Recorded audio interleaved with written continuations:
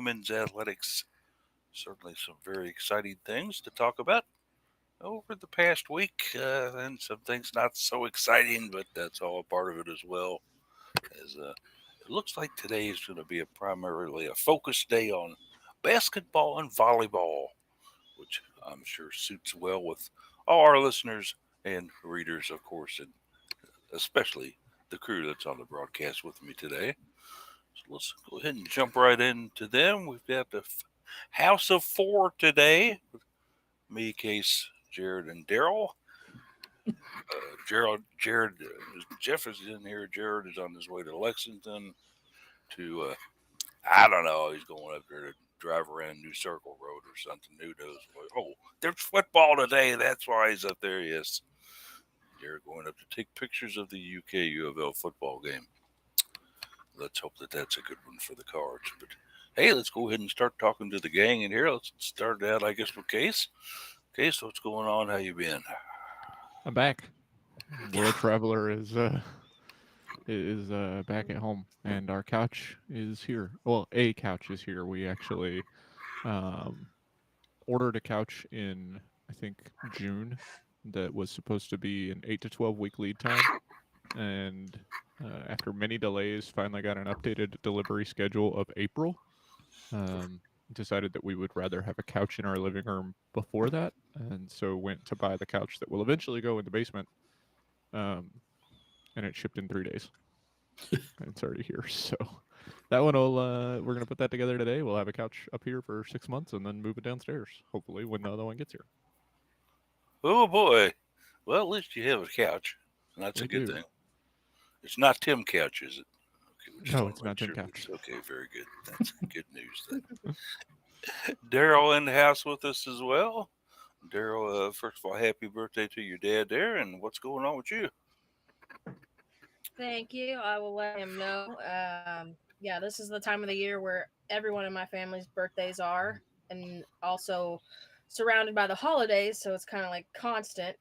Which it can get exhausting, but and expensive. But when you look back on it, these are the memories to be made. Right, right.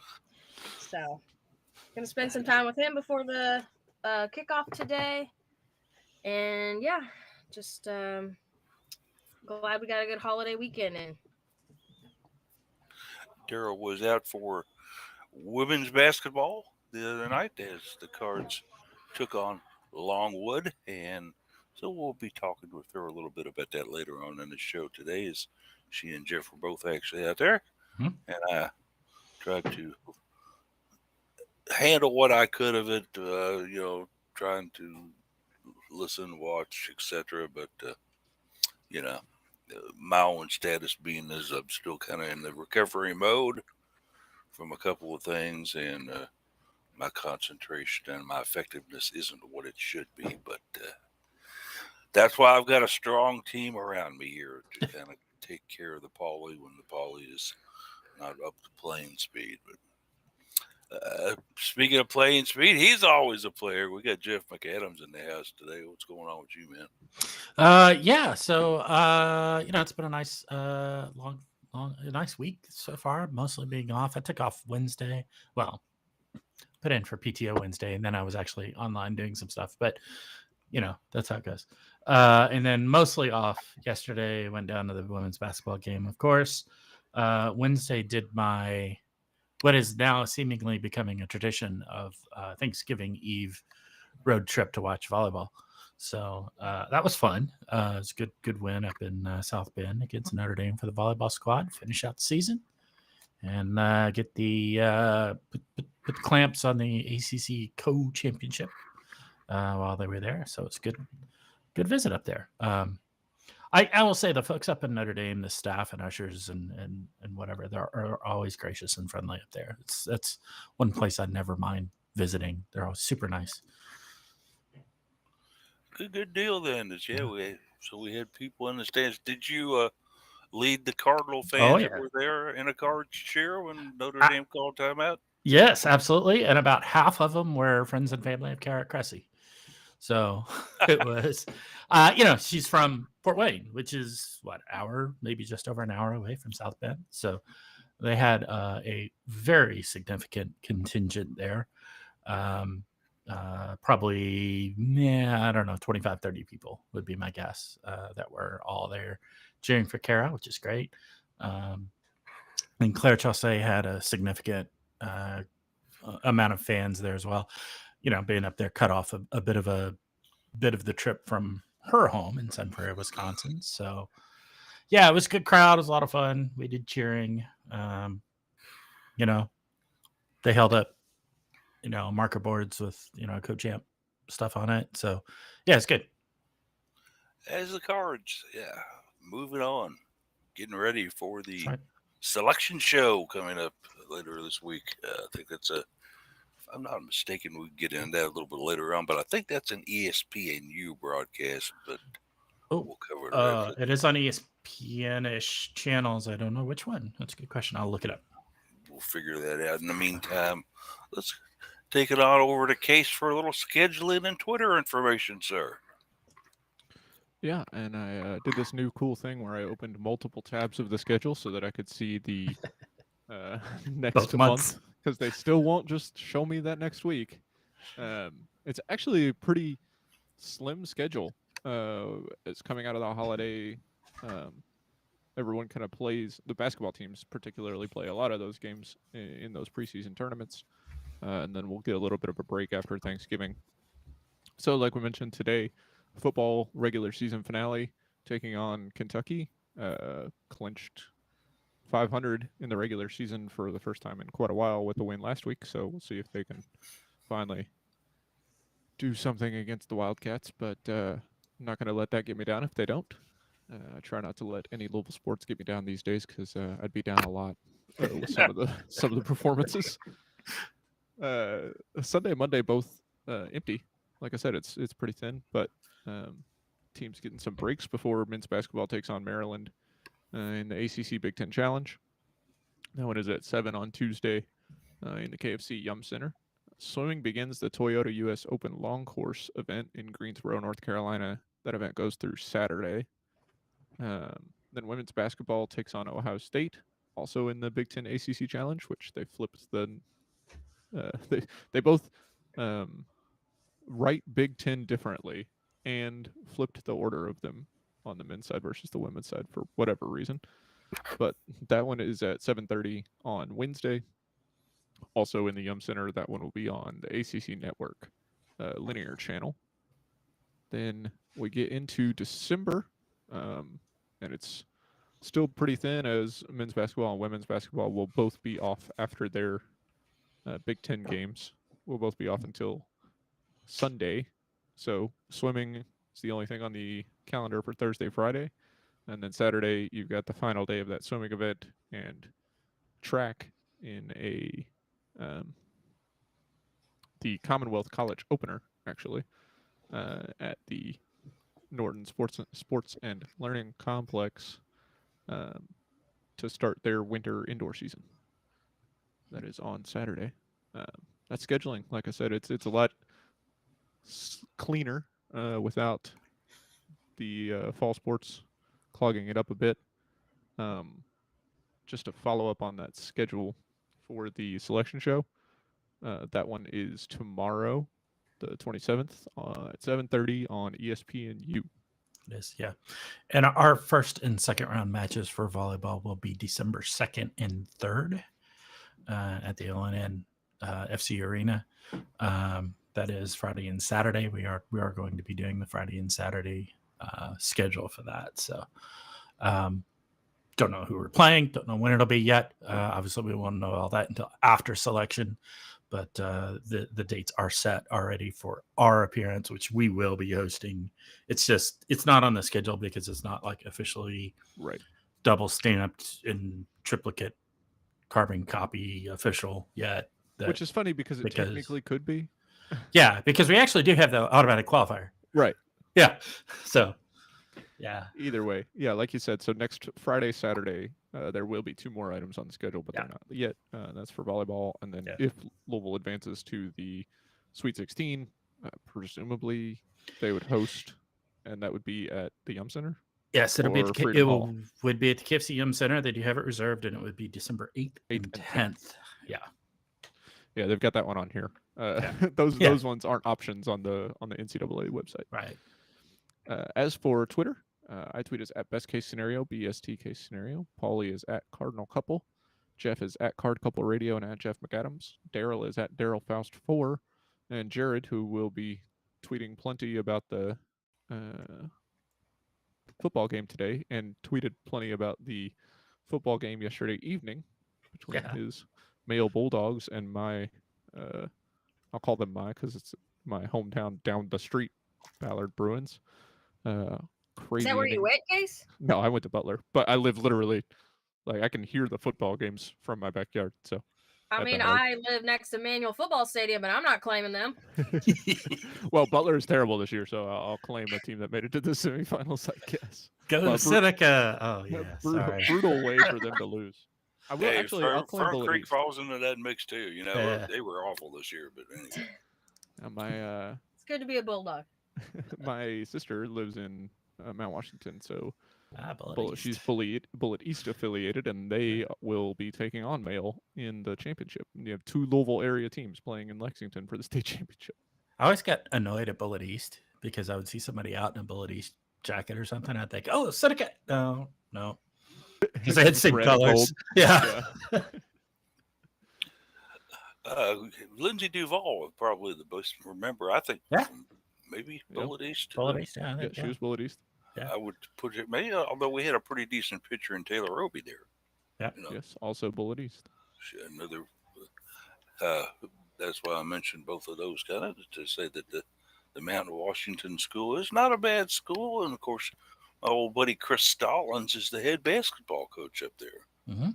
Chris, who got us Lindsay Duval, has turned out just a wealth of talent up there for them over the years, and he's a guy who certainly has earned everything he's gotten up there, and is getting close to retirement. But if you're a mid-major and you're looking for some hard-working basketball players who won't slack and will give you 100%, you could do a lot worse than getting a couple of Bullet East players on your roster for sure. All right, so as we mentioned, with things to kind of cover and get into, the Cards did play a little basketball Friday night as they brought in the Longwood Lancers to meet them in the KFC Yum Center.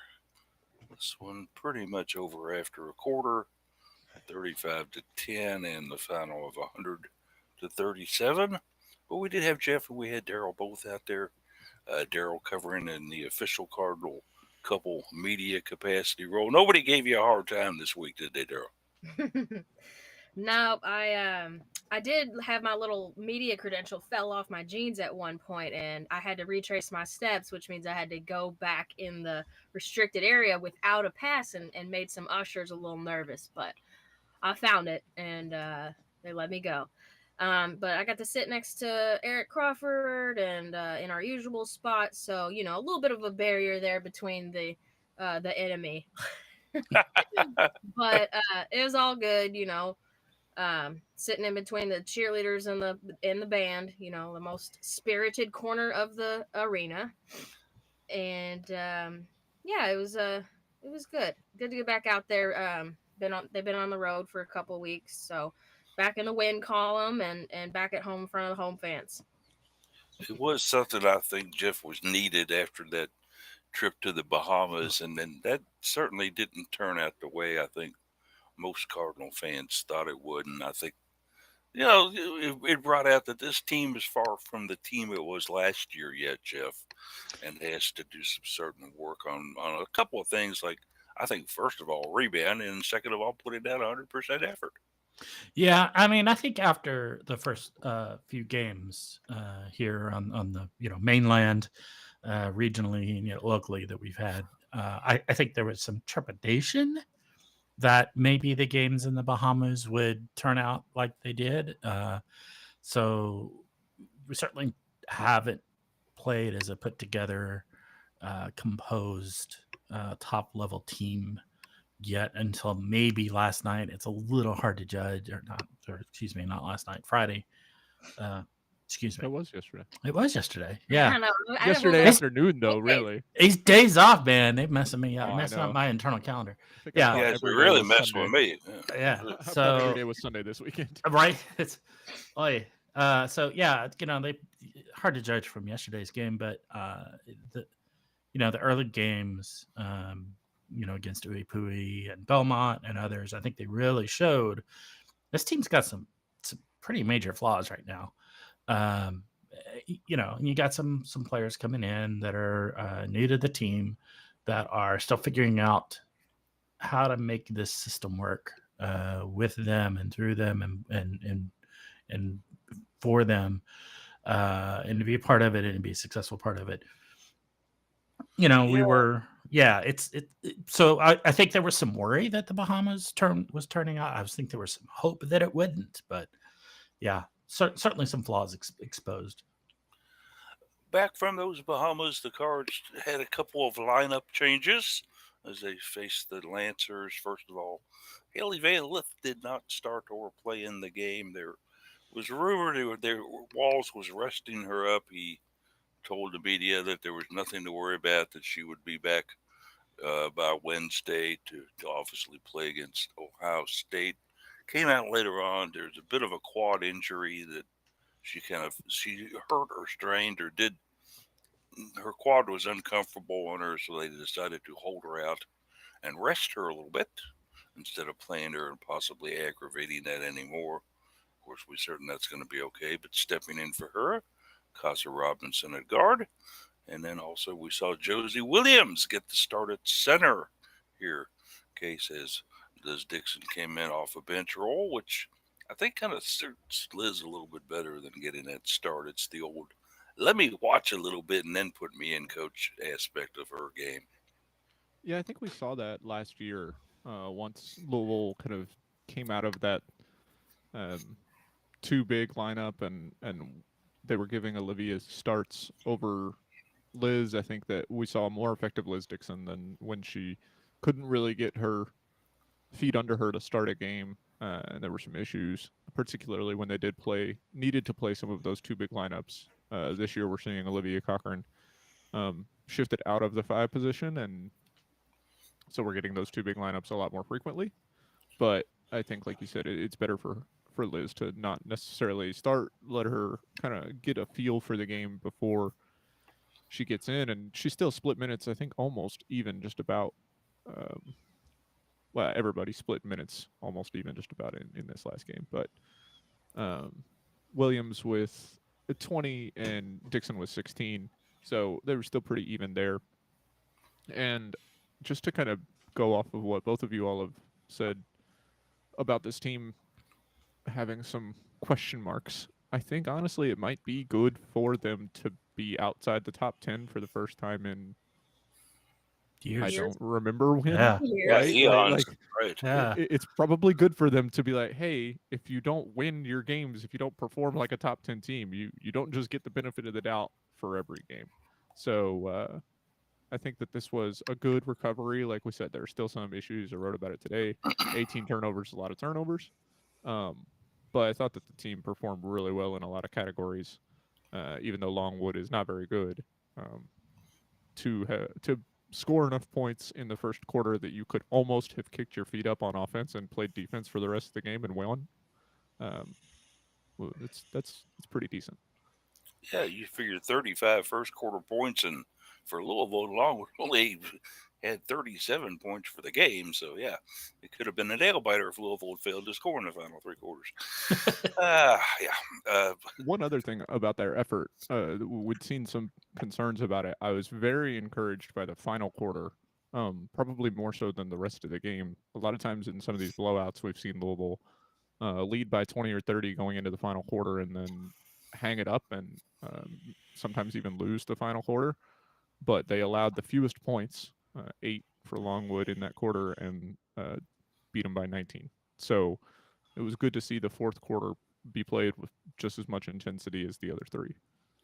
And I think what you had there is you had six players who may not normally start or sometimes start, sometimes don't. We're all trying to make their impression upon Coach Wallace and staff. Hey, I can start. Hey, I can get out there and get those 30 minutes a game. Let me play, Coach. I think that's what I saw, unless that's what I heard anyway. And so good things for the Cards on that for certain. But Daryl, Nyla Harris continues to impress as a freshman here. 17 strong minutes for the Cards, and it's certainly good to see her get out there and get some clutch playing time, I think, with the rest of the lineup. Yeah, I'm just sitting here thinking about the game overall and coach's post game comments, and I just have all these thoughts about it, and I just want to share some things that coach mentioned. He did say that if Louisville needed Haley Van Lith against Longwood, that she would have been available to play. He did mention that, but didn't think there was much concern there. Cards were Longwood was grossly outsized, like grossly. Yeah. You got people like Olivia and Liz and Josie out there, and then you've got these players that, I mean, there's no other way to say it other than just they're just very thin and a lot shorter.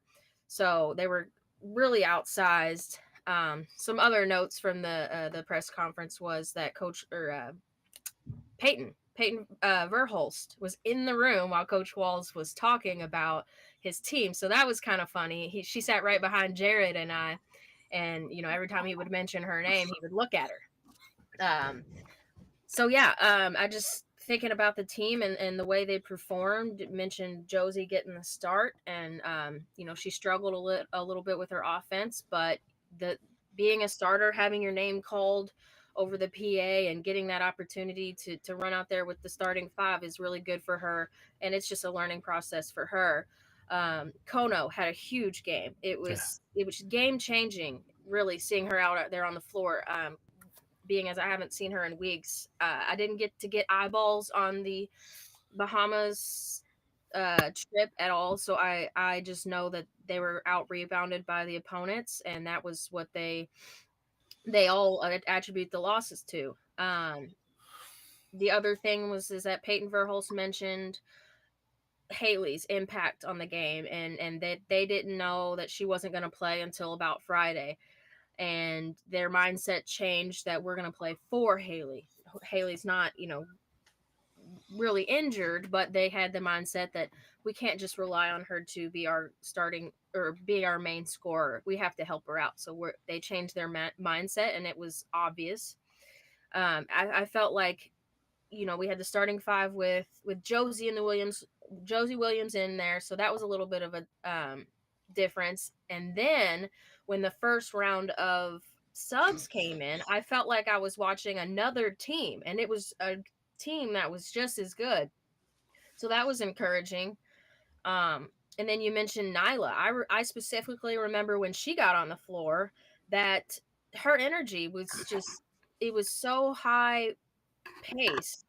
She stretches the floor. I swear she takes she takes one step for the next guy's one step, or two steps, and she's just very long, and she can beat you to the basket, and she has no problem taking the ball to the hoop. And you mentioned her final tally. The only thing that Coach Walls mentioned for her was that her fouling has got to get better. She's committing like 4 fouls in the 17 minutes she's on the floor, and that's not efficient. I think I can't, my box score isn't coming up right Looks now, like but she had 2. It was Liz that had 4. okay, maybe I just screwed that up. I think it It's was okay. Liz. I apologize. I think it was Liz that he was talking about or referencing there. But but then you have Marissa Russell coming in here and draining threes. Uh, it's just so many weapons that Coach Walls has to convince these ladies that they are a weapon, and that's why they were brought in.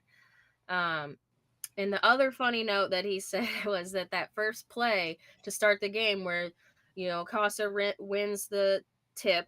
She feeds it to Cece. Cece nails the three with 7 seconds off the clock. That was what they drew up. And if you didn't shoot the three, he was taking you out of the game. That's what he said. So I love the fast start. Cece had like 3 threes in the first quarter, something crazy. it was just an all around fun game to watch. It was really good to see different players become vocal with Haley's absence. I feel like Morgan Jones had a quiet 15, and she still has room to improve. And yeah, you're getting some Peyton Verhulst, 16 points. She only had 1 3. So she's going to the hoop pretty well. So it was just a everything went the Cards' way. Olivia was also in the post game press conference, and she talked about rebounding being their big focus this week after losing in the Bahamas. So you could see it. She was down there getting her own rebounds 2 and 3 times until that ball was going in the hoop. So the team knows what their job is, and they're trying to uh, give out the job duties, replacing last year's offense, whether that's Kiana or Emily Enxler on rebounds. Everybody's got to find their role, and I think having Haley out yesterday was a really good sign for Louisville moving forward. I'm not gonna call him a fibber, but if my team also scored off of the tip a 3 with 7 seconds off the clock, I would claim that it was the drawn up play as well. Not saying that that's what Jeff Walls did, but I mean, you know. Oh, I 100 believe it. He drew that up. And he's known for drawing up plays from tips. Like he even coaches some of the players how to be aware that the tip is about to be thrown up. He's, I saw a video of him. He was with the USA program at one point, and he was talking about, no referee is just gonna, from a standing start, just gonna push upwards. They're gonna drop their arm a little bit. So he's like coaching his players to watch for that, to know when to break for the basket. It was really an impressive, something I never thought about as a fan and an armchair coach. To think to look for that and to coach for that and to have a drawn up play ready for that. So I thought it was interesting. Yeah, I think it's just as important, like you mentioned, coaching all the players to do that and not just the one who's doing the tip. I mean, most teams are reactionary to what happens with the ball, but if you're prepared for the tip it or for the toss itself and not just the two players jumping up and the ball maybe clattering somewhere. Yeah, this play he had actually kind of drawn up and was teaching these players had two players as soon as the ref moves the ball, start breaking for their basket to get the pass from whoever hopefully recovers the tip. Yeah. Interesting that Peyton Verhulst said it on the wall as part of the post-game presser. It reminds me of the old days when Candace Bingham used to come into the back of the room to hear what Jeff Walls had to say. And normally Walls would hold form when he would talk about Candace Bingham in the post-game back then. He would stare directly at her, and she would frown back at Coach. So nothing changed there. Of course, no Candace ended up being a really great coach. Yeah, she's up at Buffalo with Becky Burke. Yeah. So, maybe she was getting maybe we can see that in Peyton down the road. She's getting up some post-game interview tips, maybe, perhaps. Or did Peyton ask Walls any questions? I thought that would have been hilarious. The coach? No. Yeah. Oh, well. But, yeah, so how about that? Norika Kono, let's talk about her just briefly. She had a high 25 minutes for the Cards out there, and from what I could tell, just watching and listening and looking at stuff, I thought she played really, really well for the Cards and came in and sees the court so well. That was another thing that was brought out. That she's like 2 steps ahead of everybody else as far as recognition of what she wants to do. She may not be the fastest player out there. Okay, admittedly, she doesn't jump the highest, admittedly, but she is just a solid fundamentals player, isn't she, Jeff? Yes, absolutely. And Jeff Walls talked about her. He said she makes everyone else on the court better. You don't necessarily notice her, but everyone else on the court is better when she's out there. It's a little bit like a Casa Robinson, but Casa's, doing amazing things on defense and spectacular saves and all kinds of stuff like that. You don't see so much of that out of Norika, but she flirted with a triple double here, like Case pointed out. 10 points, 8 rebounds, 7 assists. Flavor that with a couple of blocks and a steal. She had a really great game. To come back, she'd been away from the team a little bit. To come back out and and to have that sort of presence, to be that into the game and in sync with the game is really impressive. She has been a lot of fun to watch. She's becoming something of a crowd favorite, I think, a fan favorite. Her and Peyton Verhulst, in my mind, you can watch them just during a game getting better, and then the next game getting better still. It's just amazing to watch, particularly the two of them. I think, and great to see them come out and have great games together against Longwood. Um, Game changing. Peyton Verhulst, we knew her as a good shooter, but now she's in there. She's bumping underneath, pushing bodies around, making short range shots, not being overtaken by the game. Narika as well, that same thing, not being overtaken by the game. She's gotten caught up to the speed of the game and playing at the level and letting her knowledge of the game become a value without being detracted by just being overwhelmed by the speed and the intensity of it. So amazing progression for both of those. Wallace kind of likes to refer to her as Reek. Mm-hmm. I don't know about that. I have he uses shorthand lot of for a lot of names. I had to look at the when he said Riss. I was looking at the roster. I said, "Who is Riss?" That is Marissa. Yeah, It's a Russell. Yeah, Riss and Reek. Boy. Can I just talk about Cece though? Why do they call her CC Carr? Chrislin. I don't know why they do that. Yeah. I hate when people do that, but it's because that's 3 C's. Yeah, I know. It's because if they just say CC, then people won't know that they're talking about Carr. Oh. Yeah, they're referring to Cardinal couple. It's like Cardinal couple. But after things like that. After a season of watching volleyball with CC Rush as a serving specialist, I keep having to stop and say, wait, which game am I watching here? It's very frustrating. Jeff, I just wanted to follow up on your comments about Narika as well. I could sit there and watch her play. And Coach Walls talked about her calling her a floor general and saying she's got the best basketball IQ on the team. And the way she sees the court is a couple plays ahead. So basically, that's the old saying, chess, not checkers.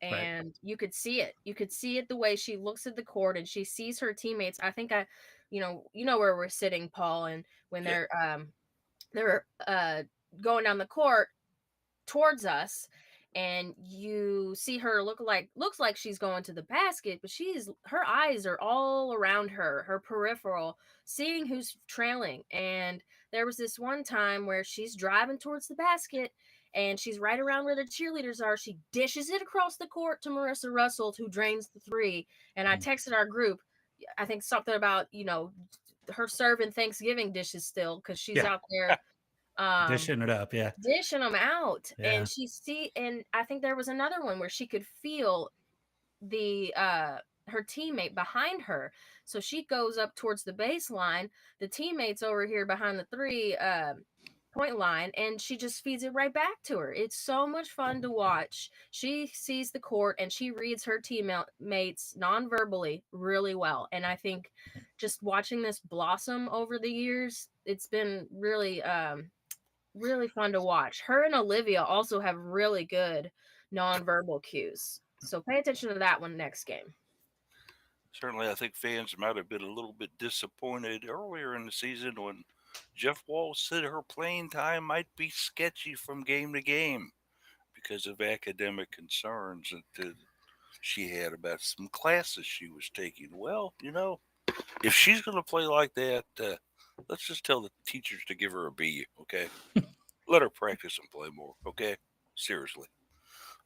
But obviously they're there for an education, but I was very impressed. Now he's got you doing it. I think those games that Narika was out and she wasn't even on the bench too, they talked about just her struggling. She's got a very intense academic schedule that she has to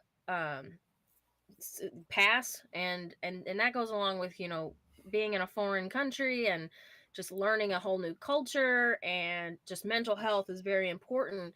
you could see it in yesterday's game that she was out there having fun. So I'm glad that she's on the what seems to be an up and up and positive mindset.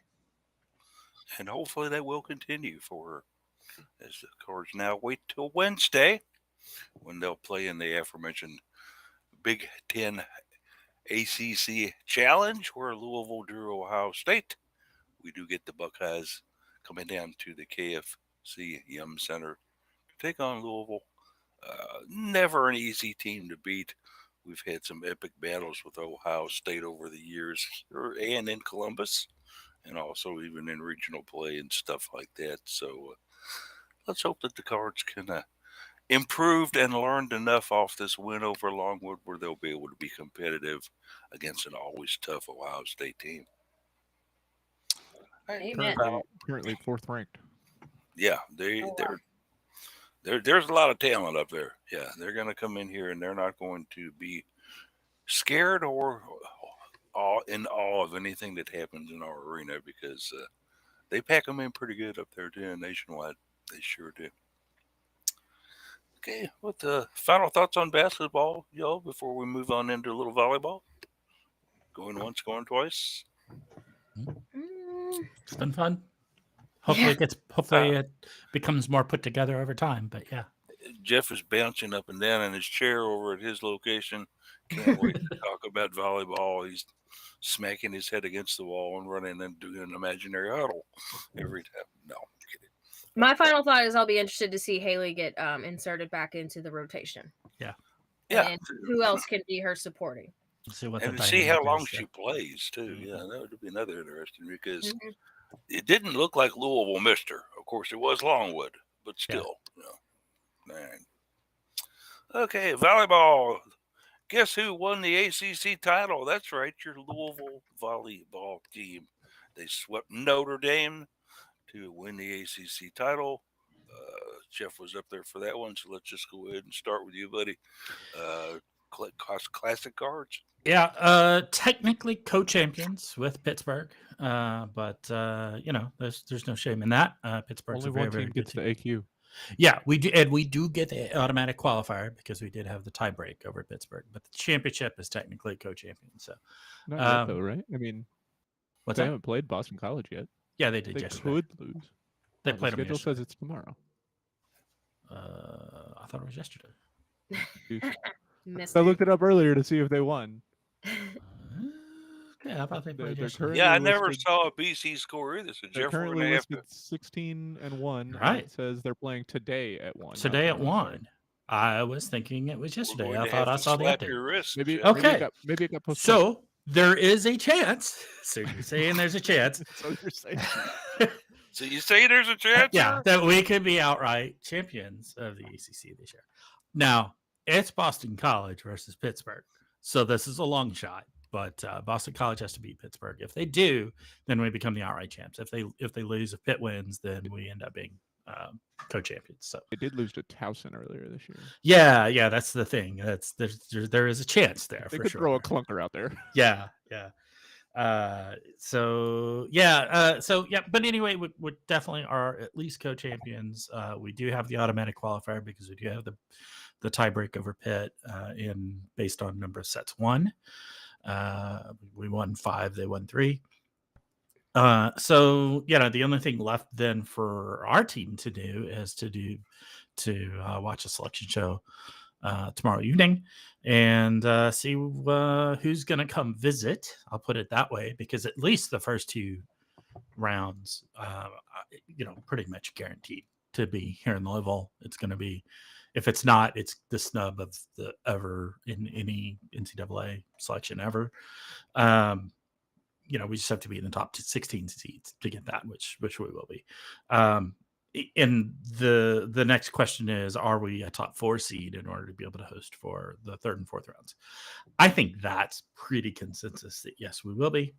But, there's, again, so you're saying there's a chance type of thing going on there that it's possible that we would, but unlikely.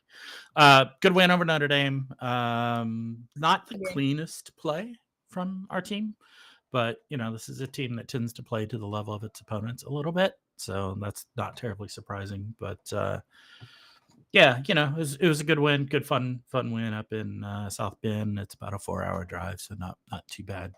I ran up there for it. Got back home at about 1:30 in the morning. So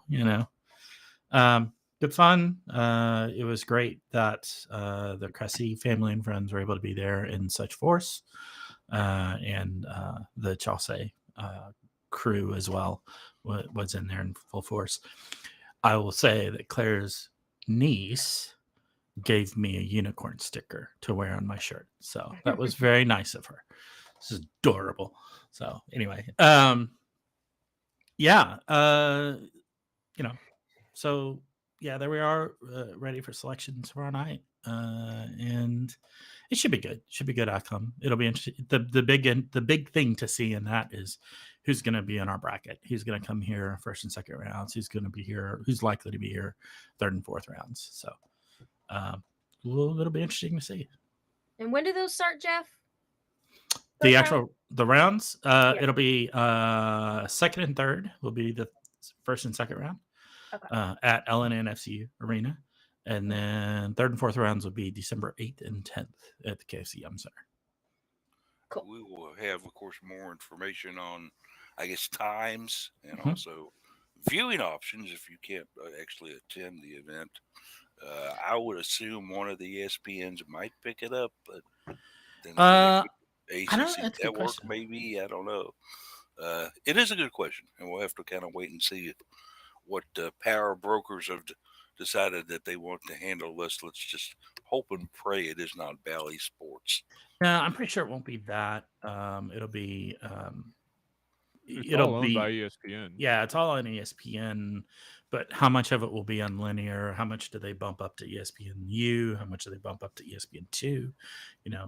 So those will be the big questions. According to the NCAA.com, they will not be deciding. It looks like it'll be up to the host teams for streaming for the first rounds because they do not show any broadcast information until regionals. Really? Thursday, December 8th. That sucks. So I guess ACC Network Extra. Yeah. That's pitiful. Or maybe Yeah. ACC Network. I mean, they might Maybe get the ACC Network linear, but yeah, when not with basketball season going would be my guess. But ESPN linear ESPN channels from regionals on. So U and 2 all the way up until the semis are on ESPN. Okay. The championship is on 2. Okay. Yeah, it could be worse. Yeah, it could be worse. But so this Cardinal team, 26-2 overall, 17-1 in the ACC. Only a couple blemishes on that record. Of course, the 5-set loss at Pitt, and then a loss to Ohio State, which top 10 squad earlier in the year. Yeah, which is a little bit unfortunate. Ohio State has kind of taken a thunker of a turn towards the end of the season. They're on a 3-match losing streak right now. They lost to Minnesota yesterday, which is a slight upset. And they've lost. God, who else? They lost the previous week was a couple of big upsets. They lost to Indiana and Maryland, maybe. I'm trying to remember. I don't have it in front of me. A couple of really kind of head scratchers sort of losses, which kind of sucks because that impacts our RPI rankings, which is what the NCAA really leans on a lot for selection. But Maryland, Indiana, Minnesota. Yeah. Okay. And they'll get number 3 Wisconsin today, so may very well end on a 4-match losing streak. Right. That's that one at least, however, wouldn't be that bad of an RPI thunk for us. And they beat number 4 Nebraska right before that. Oh, absolutely. Ohio State has some very quality wins, without question. But those losses to Maryland and Indiana are not pretty. So that's a little bit unfortunate. Cards, of course, a squad that has had a little bit of kind of mystery and intrigue this year with Anna DeBeer went out for a while and then coming back in a limited role. But how did she look up at Notre Dame, Jeff? Did they really put much of a test to her? Or is she still kind of playing that limited role? She did actually play a little bit where she was going all 6 rotations. She did swing at the net. She did She was doing some blocking. Um, the eye test, she was limited in her lateral motion, it looked like to me when blocking, which would not be surprising with, a PCL tear and a big brace on her knee, that's going to limit her lateral motion as much. I did actually get to speak with her briefly after the match, and she was saying that she's having trouble digging balls getting down low enough because she can only bend that leg so far. It limits her bending it to about 90 degrees. So she Which is can't really, interesting because she had the third most digs in the match. right, because she's just that good at it, honestly. Yeah. But it is limiting her a little bit. They are certainly, she's going to be wearing that brace for months still, just to let that PCL heal up really well. But she can still play. She can still swing. She's getting some good swings going because it's a straight run up. I think it's her lateral motion that's really kind of she's struggling with a little more. And it bears that out. She didn't contribute to any blocks. Yeah. In the match. Yeah. We certainly love the way that she, at one time, was able to use that leap to not only affect nice blocks, but to get that very, very scary kill factor she's got. Yeah. That'll come back. It'll be there. Maybe next season, but it'll be there. Jeff, hopefully not waxing optimistic here, and that from his lips to her ears. Let's hope that's what happens there. Daryl, is this a top 4 team nationwide? What's your thoughts on them? Absolutely. And they've been in that conversation for years now, and they should get the benefit of the doubt if anyone has any qualms with that. Feel like this program and the core of the squad that returned from last season's success is back and eager to improve on it. So a 26-2 record and then 17-1 in the conference, that screams top 4 to me.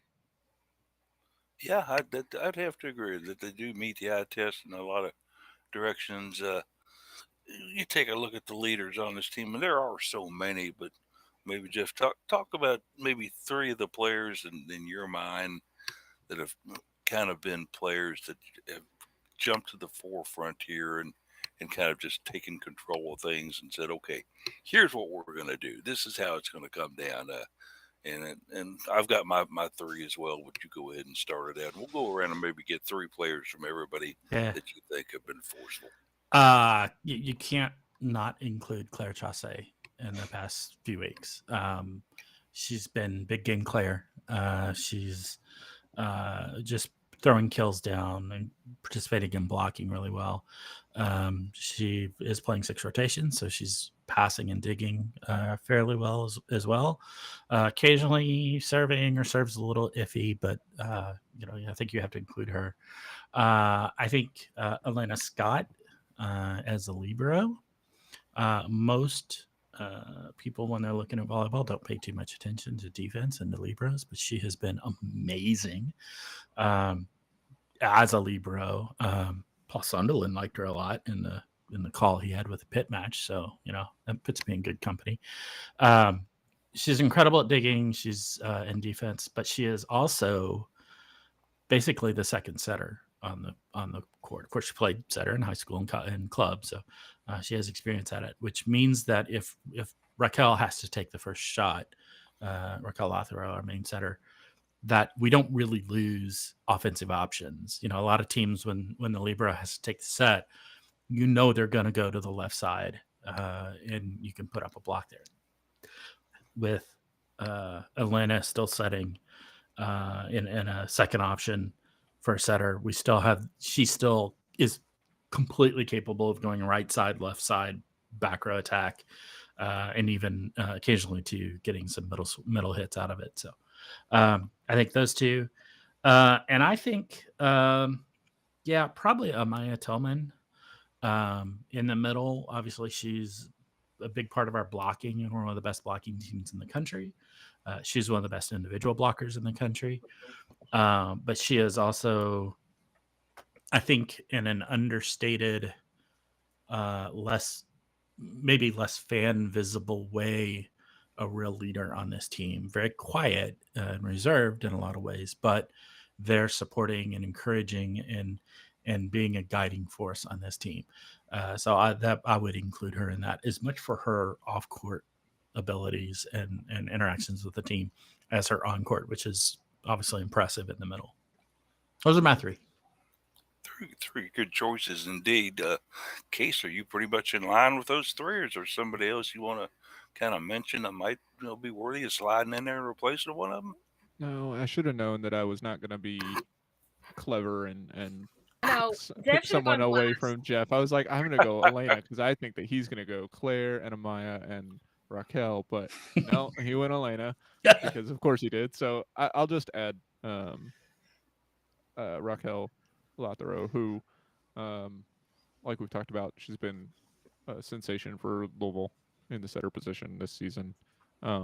Just like Elena Scott is able to basically reverse her role and set when she needs to not play defense. I think Raquel has shown a great affinity to flip her role effectively and play the defense when the ball is hit towards her. And I think that having Scott there gives her the freedom to do that, and she has a lot of trust in the rest of the team. Um, what else are you going to add about the way Claire and Amaya have been playing? Amaya Tillman had huge shoes to fill with Anna Stevenson departing, and I think she's done a good job doing that.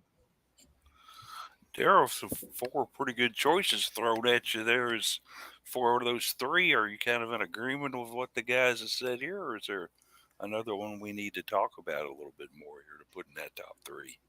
I don't know about talking about more, but I'm definitely gonna throw another name out there just because why not?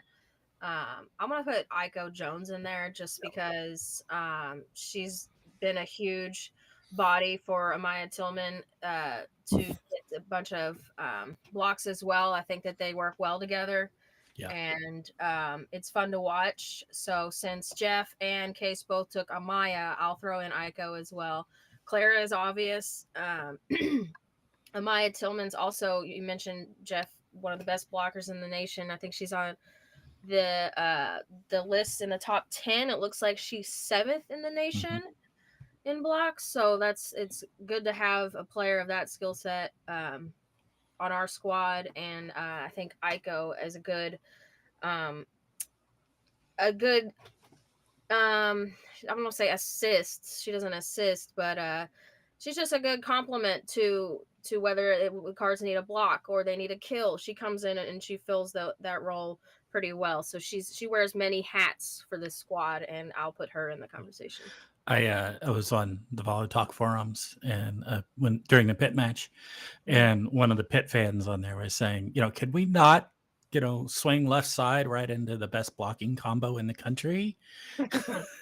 And I almost responded, I know I've been tweeting that for years, but nobody pays attention to me. So, no, just keep going that way. Yeah, that's why I kind of was like, keep trying to swing against Amaya and Aiko. Yeah, It's going to end badly. In that match, Louisville had 12 blocks. And in the Notre Dame match, sorry, Louisville had 12 blocks and Notre Dame had 0. It's like, y'all, stop hitting it at them. Yeah. They're going to send it right back. I mean, Jones and Tillman had, 5 assists each, and Tillman had 3 solos. 3 solos, yeah. It's like, don't go there. Yeah. Maybe. But where else are you going to go? I mean, Amaya has said true. that her goal for the season was to touch every shot, Yeah. And, she's gotten pretty close to that, so. I guess like a lot of volleyball watchers, and maybe not experts in the game, I always like to watch the net battle that the teams have out there. It probably draws my attention more than any other aspect of the game of volleyball. And so when I come up with my three, obviously, when I take a look at the three of our very, very good net players up there, you obviously have to mention Claire, Amaya, and without a doubt, those two would be top 2, maybe I go third. But the one that has impressed me a lot this year that we really didn't see a lot of last year, we got some very good words on her, but this year has really come on strong, is PK Kong, who has come in and done a very good job in spots for Louisville. And certainly, and trivia questions all aside, everything, she actually played with Sydney Shetland, if you all remember correctly, in high school, and was a year ahead of her, I so think she may be. they played club together. Excuse me, I'm coughing. Well, I think they played club together. I think they were at different high schools, but yeah, Because I thought they were both from the I, same Bishop Meach out there, but I could have that reversed. It could be uh, same high school, different club. But I'm yeah, pretty sure on that. But anyway, so we shall see what we shall see. Hopefully, the Cards will get a favorable draw. Some yep. good stuff. Yeah, and I guess before we get into final thoughts, maybe just a little more on volleyball. Obviously, we're looking at Pitt being in, Louisville being in the tournament, and there is no ACC tournament, by the way. So we're Right, talking about NCAA tournament. I right, think Georgia Tech has done enough on their resume for to sure. get them in there and play very well too. What other teams are we looking at out of the ACC that could make this NCAA tournament? I think you're looking at the next potential one is probably Miami. And then beyond that starts getting to be a real stretch to get any more in. Um, maybe Florida State, but I don't think they make it this year. They got one I think, game left, right? Who's that against? Oh, oh, they I don't played know. Georgia Tech today. So Yeah, so that if could they blemish their record even more. if they finish at 10-7 and 19-10, I don't. That doesn't look great. Yeah. So yeah, Florida State I think has a shot at it, but I think it's gonna be they need to win today to kind of really Yeah, a lot better have shot a if they shot at win that. today. Yeah, Miami has the potential. They'll be close. Honestly, Miami's conference record is close to Georgia Tech's. It's pretty Yeah, it's close. interesting. If Yeah, Florida State beats Georgia Tech, they'll all three be 12-6. 12-6. Yeah, it ends up in a tie for third between those. So, yeah, it's hard to say. And their out of conference records are pretty close too. So, maybe those two do have a shot, Miami and Florida State. But beyond that, I don't think anybody really has a possibility of getting in. And it always of interest to me is why teams do or do not have conference tournaments. I've always found it kind of interesting that the ACC does not have one in volleyball, but is that more of a case across the whole D1 spectrum of volleyball, Jeff, where the major conferences don't have Yeah, postseason tournaments? yeah. That and I was kind of been paying a little more attention to that. The ACC doesn't, SEC doesn't, Big Ten does not. Well, anybody playing regular season games today doesn't, right? I mean, because that's None of the Power Five yeah, conferences like all of do. the Power Fives don't in volleyball. There's several others. I think it's like 11 conferences that don't, or something like that. So it's kind of surprising how much, because it is such a prevalent thing Like in other sports. looks like eight. Is it Eight eight? teams. Yeah. Don't. So in addition to the Power Five, you've got the ASUN, the A10. Or sorry, no, reading the wrong ones. In addition to the Power Five, the American doesn't, the Mm-hmm. Big West doesn't, and the West Coast doesn't. Yeah. So we shall see what we shall see when it comes to selection day. Jared has been pestering everybody he can get his hands on to get to go to the selection show. I wish him the best of luck in that. Somebody has forgot to put Jared on his leash, and somebody has dropped the leash anyway. So he's out running amok amongst people. Right. Be careful. I guess then maybe just to end it up here a little bit, it is, of course, rivalry day. And although we don't cover women's sports or men's sports here at Cardinal Couple Radio Hour, we probably should just kind of mention it in passing as the Louisville football team heads up to Lexington to play the Wildcats up there. Uh, I don't know. Who'd have thunk after the season opening for both teams that Louisville Yeah. would be the favored team coming into this? And of That's course, we were crazy. a 3-point favorite last year Yeah. and got ourselves thumped all over Indeed. Papa John. Cardinals. So, Yeah. Cardinals. So let's go ahead and let's talk about it. Let's do a quick prediction. Daryl, are you still in here with us? I know you said you might have to cut early. Yeah. I said it. I'm trying to remember which game it was. Definitely not the Boston College. I think after we beat Virginia, that's the one where I said Cards were going to beat Kentucky. I think Kentucky's been on a little bit of a down slope while the Cards have been going up, trending up as a team. So maybe it was just a little bit of the rivalry in me, or I just felt that optimism and said that the Cards are going to beat the Cats. So I'm going to stick with that and say that it's going to happen. You never know in rivalries, but I just think that the Cards trending up and sneaking into the top 25 after that NC State win is just a good omen heading into the rivalry game. So, as always, go Cards. Daryl with the Cards case. You going on Daryl's path? I don't know. I don't like to predict these. I don't like to predict the Kentucky game. They get Will Levis back. They've had Scott Satterfield's number. Yeah. Malik Cunningham is still up in the air, and it's up in the air whether that is good or bad for Louisville, I think. But yeah, I don't know. It's going to be ugly, I think. Regardless, I don't think either team is going to play particularly good-looking football. And I'm making vague generalizations based on how the games have Thanks gone. for cheering us all up. Well, like I don't like Louisville got absolutely demolished last year, right? But I don't think that Louisville or that Kentucky played particularly great. I think Louisville just looked like a bunch of potato sacks out there on the field. But Louisville's performed well. I mean, it's tough to say Kentucky only lost to Georgia by 10 last week, but that comes off the heels of losing to Vanderbilt. So, what do you say about that? If this game were at home, I would feel more confident. I don't know. I think it's going to be close. I think Kentucky still manages to pip the Cards, though. It would be nice to send them at 6-6 and make them sit as the team outside looking in, trying to hopefully get a bowl as bowl eligible. But yeah, we'll find out. I just remember Levis last year, and also they got some good running backs back as well in this Kentucky squad. Yes, I know Louisville's defense is a little better than it was last year for sure. They pulled out some big games, but you got a quarterback that tore us up last year, and he's back again. I don't know. I hate to be an naysayer, but I think the Cats are going to get us again this year up there. Jeff, any thoughts on this at all? I will comment that during the basketball game yesterday, they had a kind of a Family Feud-esque sort of thing, survey says sort of thing where a fan is trying to match what the player answers. And one of the questions was, name a ball smaller than a basketball, which is pretty easy. There's a lot of them. It's hard to match probably because there are so many.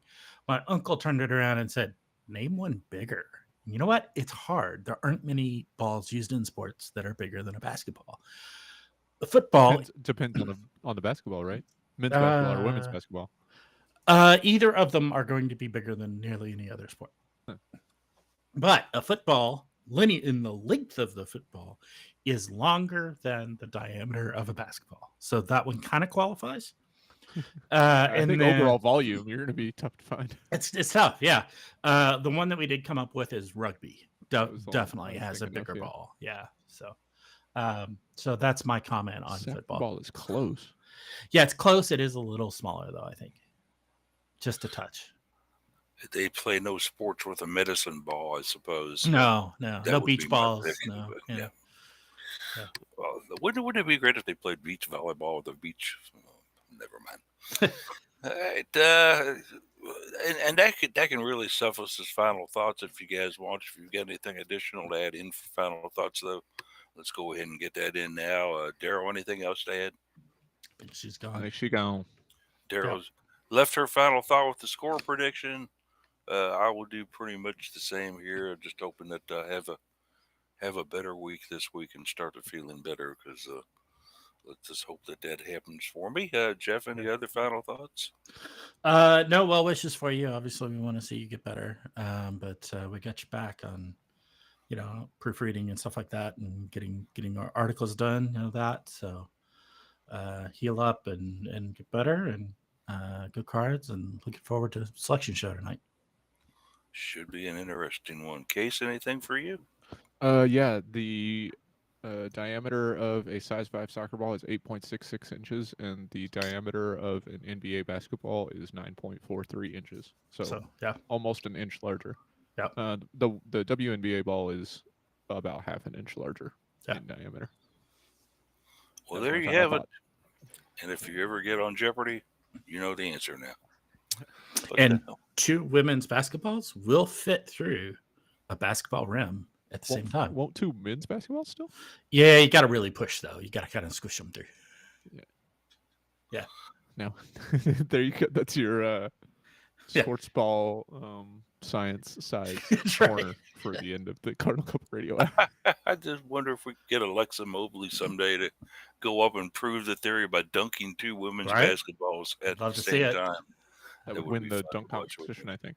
I Yeah. think in any league, yeah, for Yeah. sure. But hey, everybody, thanks for listening. Certainly enjoyed the show today. We've had a fun one, and we'll see you next week. Depending on what scheduling looks like, once again, we'll make that decision later on in the week, this upcoming week, on whether we're going to do a show or not. Hopefully, we'll be able to get one in, but we are at the fates of what's going on in postseason activities, so we'll wait and see on that. But everybody have a great one, and go Cards.